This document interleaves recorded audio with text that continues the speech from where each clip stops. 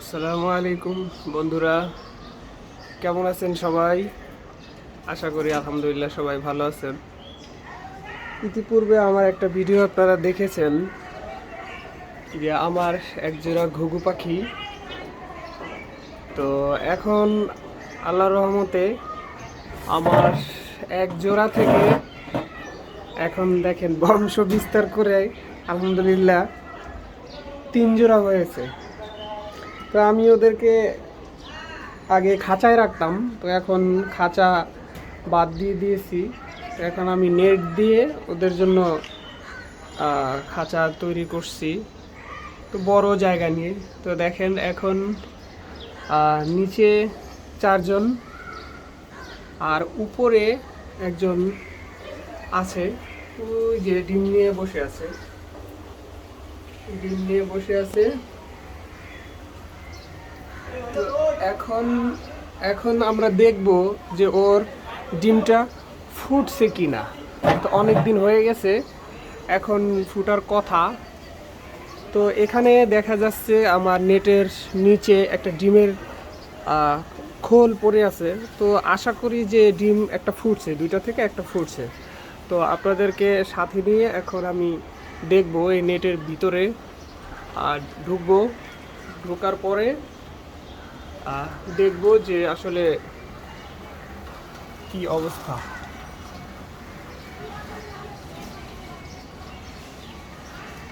আপনারা আমার সাথে থাকুন,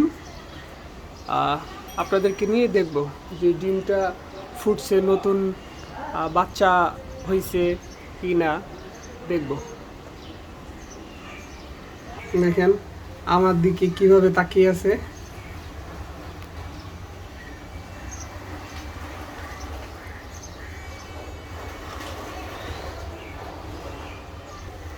নতুন করে আমি থাকার জায়গা তৈরি করে দিয়েছি আমার বারান্দার এক কর্নারে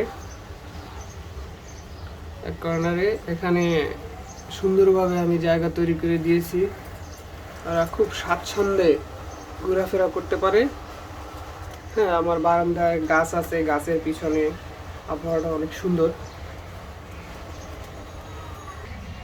এখন আমরা হাঁড়িটা হাতে নিব, হাতে নিয়ে একটু কাছে আনবো। কাছে আনার পরে আমরা দেখব যে আসলে ডিম ফুটেছে কিনা। কাছে আনার চেষ্টা করব।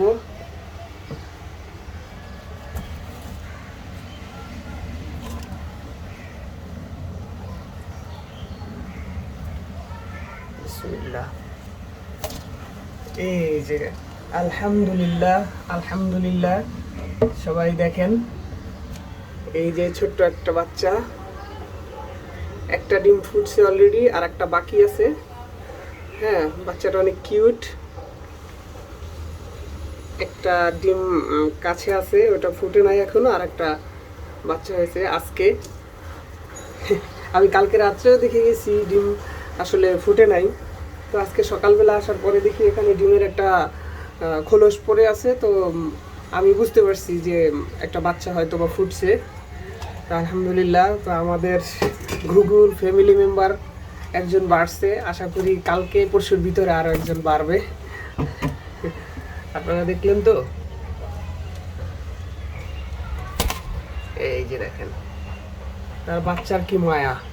আমি সরাই দেওয়ার পরেও সে একা একা ডিমের হাড়ির ভিতরে বসে পড়ল। তো আপনারা যদি চান আপনাদের বাসার বারান্দায় যদি মোটামুটি ভালো জায়গা থাকে, তা আপনারা এভাবে তৈরি করে নিতে পারেন। তৈরি করে নিলে আসলে ঘুঘু যদি খাঁচায় পালা হয় তো দেখতে বেশি একটা ভালো লাগে না, মনে হয় বন্দি অবস্থায়। যদি একটু বড় স্পেস দিয়ে এরকম নিজে তৈরি করে নিতে পারেন তো ওরা স্বাচ্ছন্দ্যে থাকবে, আপনারা দেখতে ভালো লাগবে। দেখেন কত সুন্দর দেখা যায়, মনে হচ্ছে যে বাগানের ভিতরে আছে। তো আমার বারান্দায় গাছ লাগানো আছে, গাছের ছায়া তলে এই যে আপনারা দেখতে পাচ্ছেন জবা ফুল গাছ, অনেক ফুল ফুটছে মাশাআল্লাহ। জবা ফুল গাছ, তারপরে আপনার এখানে আছে অপরাজিতা গাছ। হ্যাঁ, আর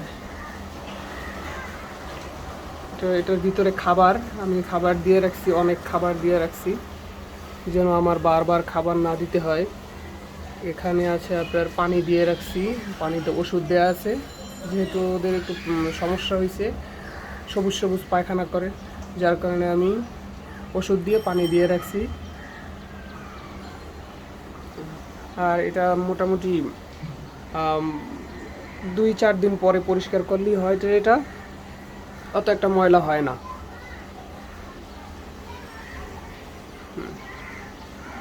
তো আপনারা চাইলে আমার চ্যানেলটা সাবস্ক্রাইব করবেন, ইনশাল্লাহ আমি ভিডিও দেওয়ার চেষ্টা করব কন্টিনিউ। তো আপনারা আমার সাথে থাকবেন, দোয়া করবেন সবাই সবার জন্য। আল্লাহ হাফেজ।